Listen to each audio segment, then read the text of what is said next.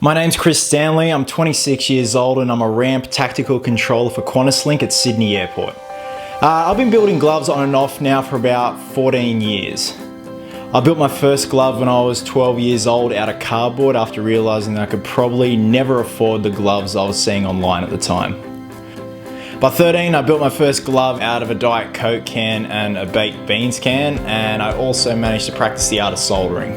In school, I was never really academic nor bright, and things haven't really changed. But I've always been creative and I come from a family of artists, so that makes sense. Just that feeling of building something from start to finish and standing back and taking in the fact that you created it, to me, that's one of the best feelings in the world. And as the years went on, I became more familiar with the authentic materials used for construction of the gloves, from the copper finger stalls, the brass back plates, even to using the exact same make and model leather gloves.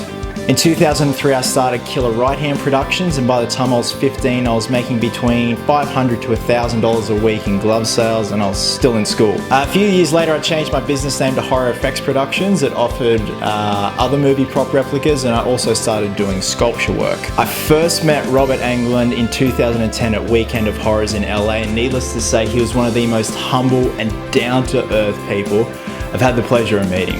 Robert even took the time to sit down with me and go over my glove portfolio. He gave me advice on getting into the film industry and even little known secrets about the screen-used gloves that he wore. I then got the opportunity to meet Robert again in 2012, this time here in Sydney for Shock Horror. And again, not only was he so damn cool to talk to again, but he even wore one of my gloves for photo ops with fans all day long. And when I asked how the glove was to wear, he said, and I quote, "A perfect fit."